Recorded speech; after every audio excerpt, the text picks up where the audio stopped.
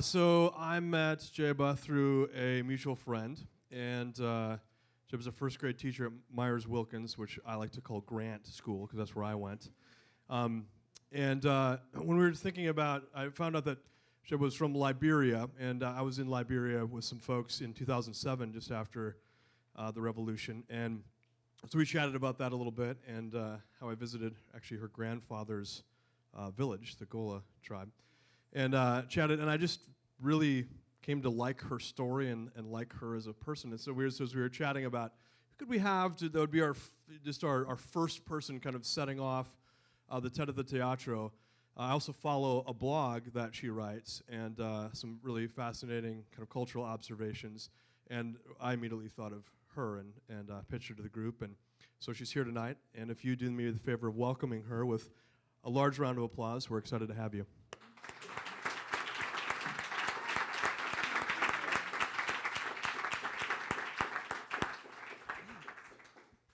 Thank you, Ryan. This was wonderful. Thank you all for coming. My name is Jebeh Edmunds, and I basically have been in this Duluth community for about 15 years, and I'm never going anywhere else. Duluth is my home. I have on the screen here Chief Jebeh Edmunds. I'm the oldest child in my family, and in our culture in Liberia, you name your child after somebody very important.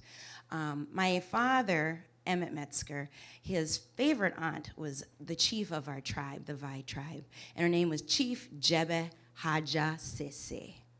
And so when my parents and I had me, they named me after her. She was a wonderful woman who led her whole county for over 30 years. So, growing up in the States, it was like, hey, chief, you know. But now that I'm married, it's like, the least you do is wash some dishes, Back home, I have some clout, but I'm working on it.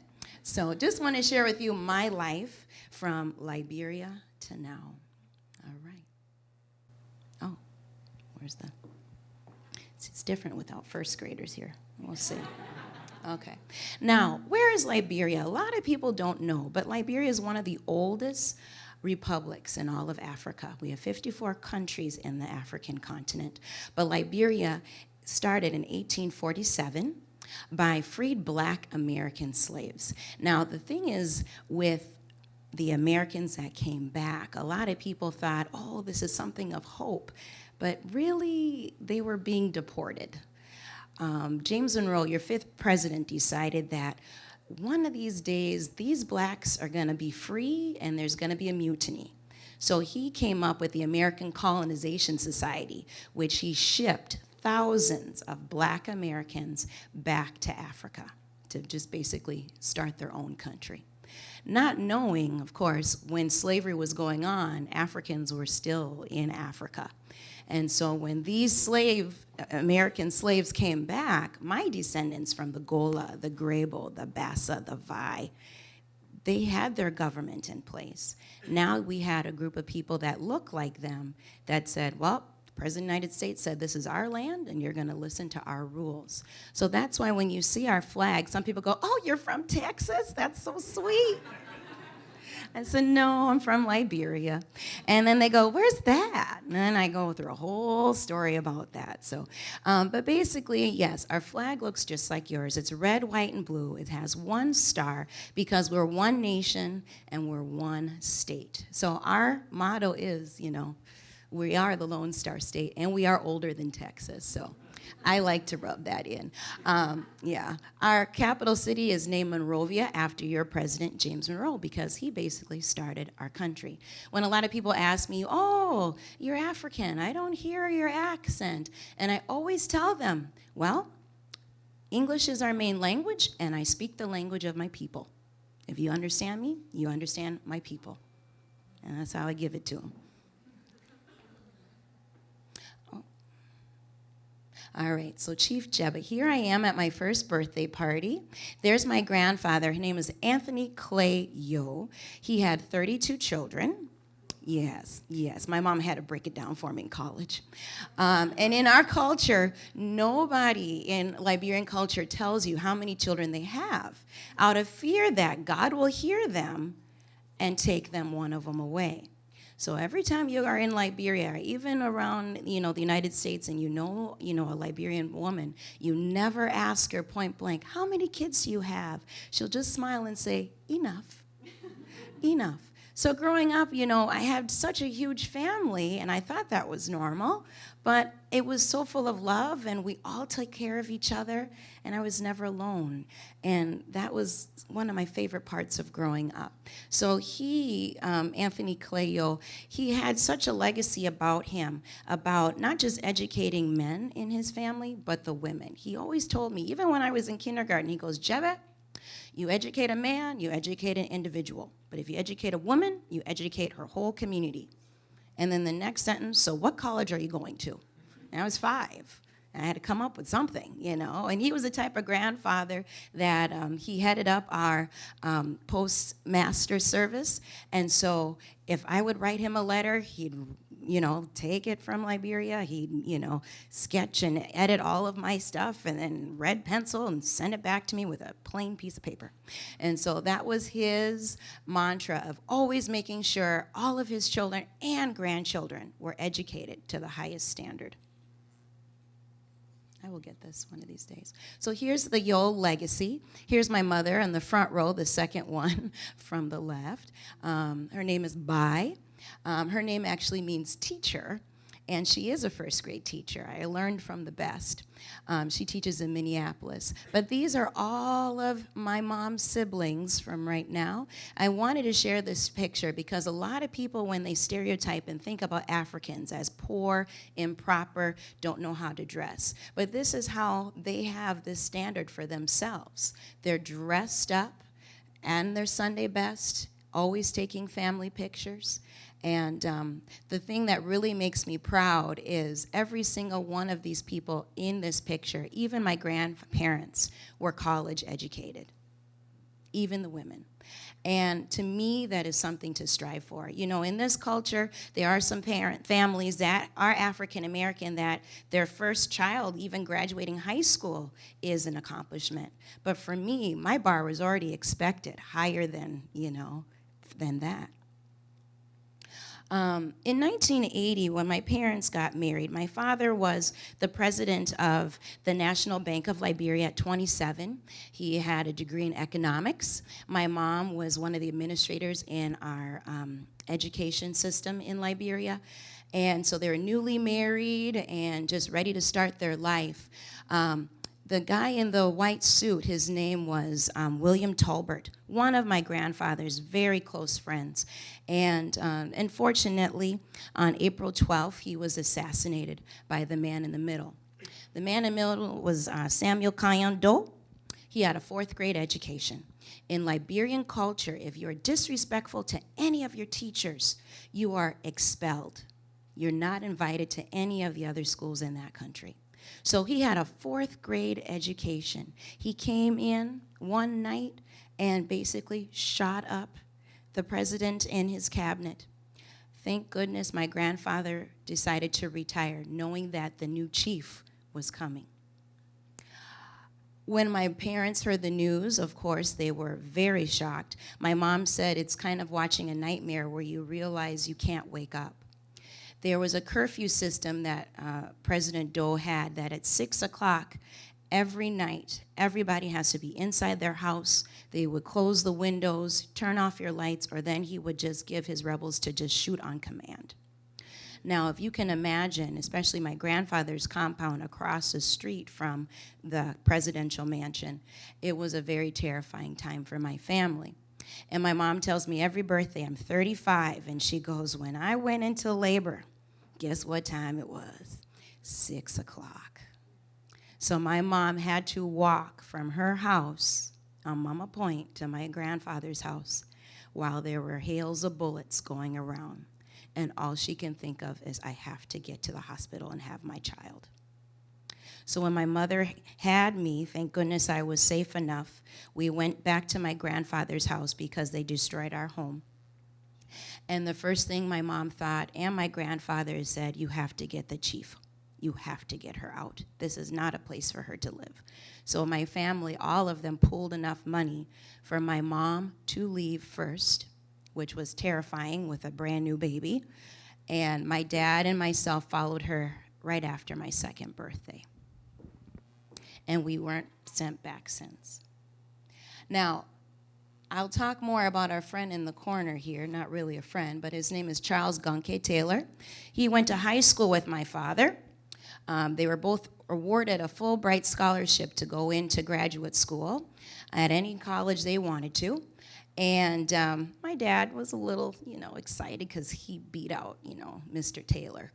And he threatened our family and said, don't you ever step foot in this country. I will kill your family, and I will kill your daughter. And that was our ticket out. So we were forced to leave. I only have about 4 baby pictures, and I told my mom, I said, you couldn't find any pictures of me smiling, And she's like, we were in a crisis. We just had to go, So I just kind of give her a little ribbing for that. But this is in front of our house, and that's basically my early childhood. Of course, I don't remember life back home, but it's very bittersweet, especially for my mom, having me in such a traumatic time in her life, and then starting over in a new country, not knowing anybody, and just going the best way that they could. Life in the United States, my parents had 3 other daughters. We all have Vi names. Jebeh for me, and Mema, her name means happiness. Miata means big money, and she loves to shop.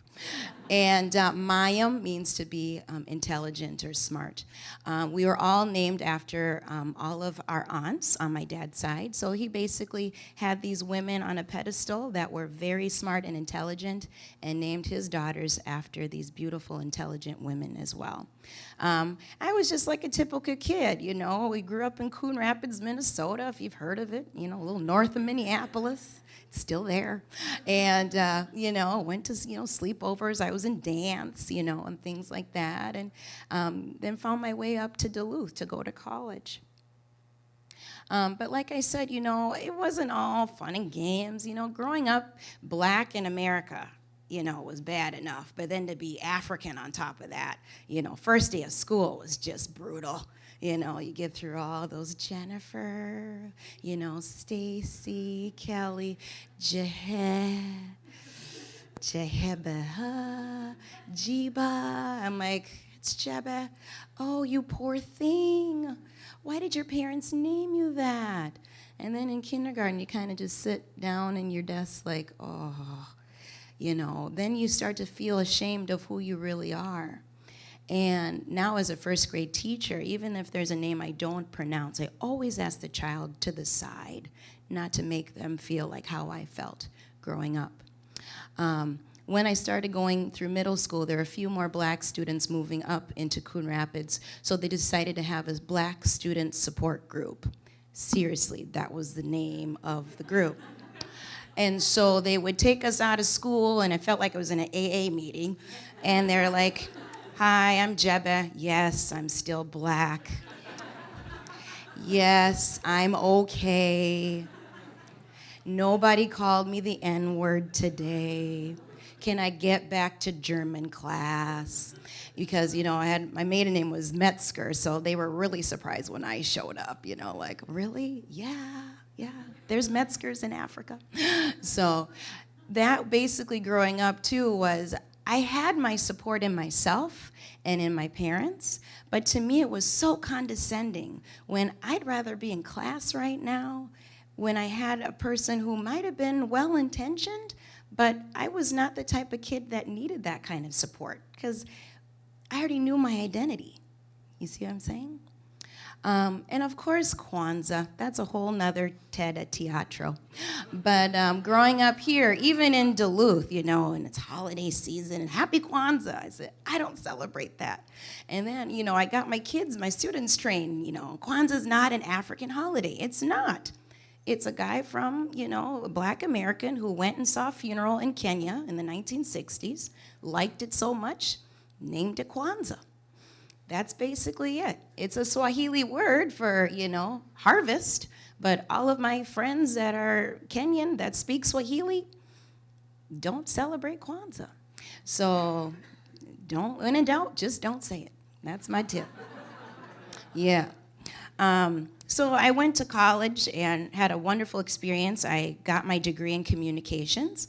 I met my husband, Andrew Edmunds, right before we graduated. And just being interracial couple in Duluth was very eye-opening. You get your sneers from African-American folks, oh, you're dating the white devil. And it's like, really? No, he's actually a nice guy. Or, you have white friends, not even friends, I wouldn't call them friends, but kind of ask, seriously? Why? You guys just don't match, What about Tyrone or Jerome from the dorms, What's wrong with him? So it wasn't really, when we started, very supportive, but we were strong enough in ourselves to know that this was important and we wanted to, stay with our relationship. In 2004, Liberia finally got rid of Charles Taylor. He set up those two horrific civil wars. And if you see things like Blood Diamond or, the child soldiers, he basically was one of the architects of that strategy of war. We're still, trying to heal from that. The really neat thing is when they finally got him out, George W. Bush had him arraigned with the War Crimes Court at The Hague. We were finally able to have a first free election. My godfather, Varney Sherman, was one of the presidential candidates. So no pressure to my white fiance at the time, but he had to go and meet all of my 19 uncles on my mother's side for permission, because you're not just marrying some Liberian girl, you're marrying a chief. It's a huge different standard. And so he went, the presidential candidate, and also we met, which was really exciting, the president herself, Ellen Johnson Sirleaf. She's the first elected female president in all of Africa. And we were there for a birthday party at one of my other uncle's house, and she was there before she became president. But Andy had a really good time the next day at work, saying, yeah, Jim in Hermantown, you didn't have breakfast with, a president, So now he's like, oh, okay, this is kind of neat. I can get used to, my wife as a chief. So those things, it's neat to have family and friends, that are high up in status in Liberia, but you still are humble to the fact of saying, wow, even though I've been gone for so long, I still feel like I'm home. We got married August 27th right here in Duluth. My relatives was so fun. We were right on the harbor, and it was like they saw the ore boats, and they said, that's just like Monrovia, just like back home. Those same port boats come right to the same port. So it's really neat to have that. And we've been married happily for 10 years and 2 busy boys later. But to get there, to even become a U.S. citizen, I just want to share, it is not cheap. When my family and I came, it was, $2,500 just to get to the United States. And then the U.S. government didn't know what to do with all of us 20,000 Liberians that just started coming in the 80s. So they put us on a temporary protected status, or TPS, where you go to the immigration office right across from IKEA, actually, and you pay your $500 just to keep you in the country. There's no other safety there but just to pay your due. And so it got to the point where I was a sophomore in college, and they decided that, this Charles Taylor, he's not really going away, but we're just going to deport all 40,000 Liberian refugees back to Liberia. And some of my friends here can say, even in the audience, that they have never seen somebody who fought as hard as she could. I called every single senator, every House of Representative, during, before, after all of my lectures. I was in the college newspaper. It was really funny, speaking of roommates, in the TED Talk, my roommate was like, Senator Paul Wellstone needs to talk to you. I'm like, hey, Paul, can I take my final? you know? And so we had that kind of relationship. And he even told me, he said, you're one of the first ever Liberians courageous enough to call. I said, you owe that 2-year-old girl that would have been killed in her home country. She's trying to do good for this country and for her country back home. You owe her to stay here. And if it wasn't for him, I would not be here talking to you today. So when he passed on, it was a very hard time for me.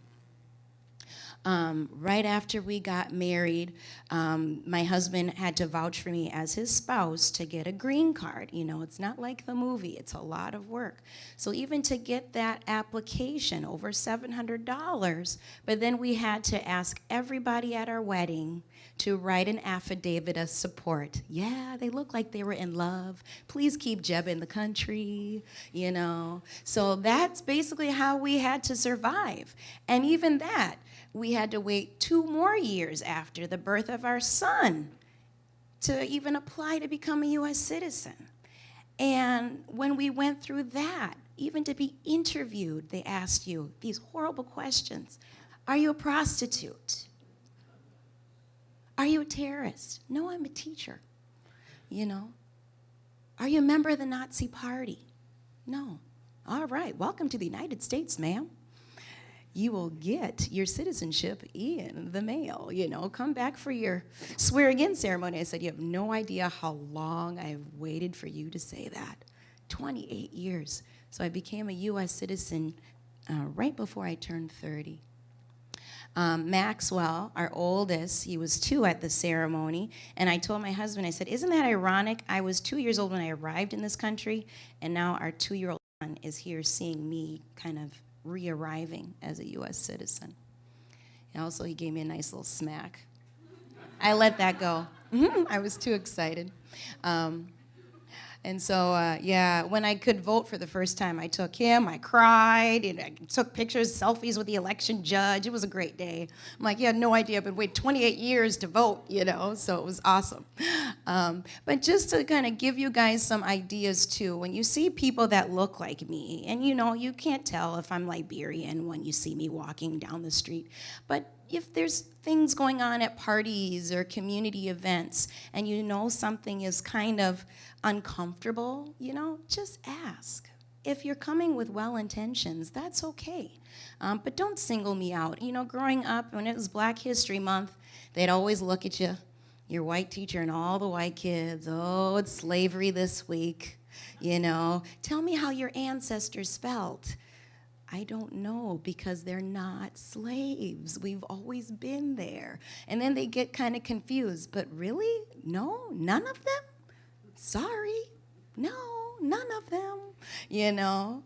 And so those are those kinds of things where it was like, don't single out anybody when it comes to topics like that.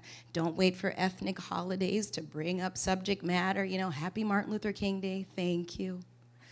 You don't have to do that. You know, those are the kinds of things that is not warranted. Take bias incidents seriously. Just a quick story. When I was walking down the street with Maxwell, you know, in our little neighborhood, and one lady looked at me. She goes, "Oh, what a beautiful boy. Are you the nanny?" I'm the mother. And those are those kinds of things where if you had any idea being Black in Duluth, how many times I've been called nanny versus are you Max's mom at school functions, at hockey tournaments? You'd be surprised. And some people say, oh, because you look so young and so fit. I said, it has nothing to do with my age, trust me. They don't see me as a young person. So those are those kinds of things that I do take seriously.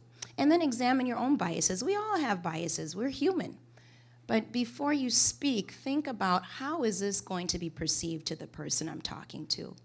And of course, just ask with your best intentions.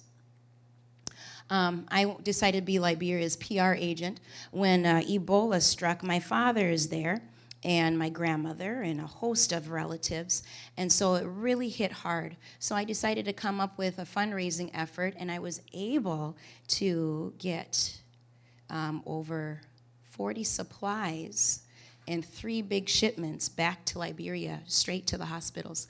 This is my aunt, Natu Strathy. She is a surgical nurse, founder of Liberian Medical Relief. And this is Dr. James Sirleaf, Ellen Johnson Sirleaf's son, also another co-founder and physician. So it was really neat to meet all these high-powered people that are living in the United States doing amazing things for their people back home. And so this is the garage, just a couple trips back and forth, getting those efforts. Of course, one of the 10 compounds that my grandfather owned, his inheritance for our family was property in our name, so we always have a piece of our homeland. And then if you'd like to know more about myself, me and my bestie, she's here in the audience, Dr. Jen Ryerson, we're both writing a wonderful blog, just being real, being moms, and just going through this journey called Life and Stereotypes and how we can raise our children to be conscious of everybody around them. Just wanted to share too, just being cultural humility is basically to self-evaluate with yourself and how you perceive yourself with others and how others perceive you. I always tell my children, just share with yourself, but you have to, kill them with a little intelligence. So when they see my little boys walking, my beautiful blended boys, they'll say, "Oh, how are you? Are you going to college?" "Yes, I'm going to the University of Michigan. I'm going to study engineering." "All right. Get that from your mama." Yes. And so our legacy continues. These are 2 beautiful boys. Maxwell is 7. Mateo is 4.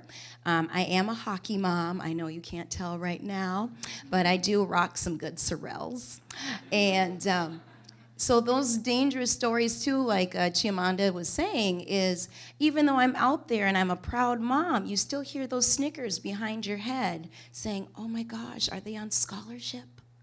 Oh, they must be from the Central Hillside. Oh, is that his father? Oh, I wonder if he's adopted."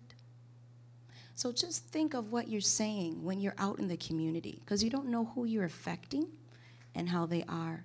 I remember talking to my aunt after one of our tournaments, thawing myself out after 20-degree below zero weather, hoping they did something else, but that's here nor there.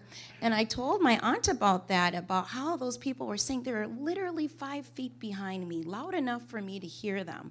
And I didn't turn around, and I felt so guilty about that. But my aunt looked at me, she goes, "Jebeh, you never argue with a fool in public." She goes, "Because they just see 2 fools arguing, and they don't know who's in the right." It was the best advice I ever got. So they're lucky I didn't turn around, because I didn't want them to think, "Oh, yeah, another stereotype in their head about an African-American person." But you know what? The best thing I can tell you moving forward, my life's goal is to share my story, and as well to share with all of you that if you see people that look like me, just say hi. We'd be lovely to have you in our life. So God bless you. Thank you.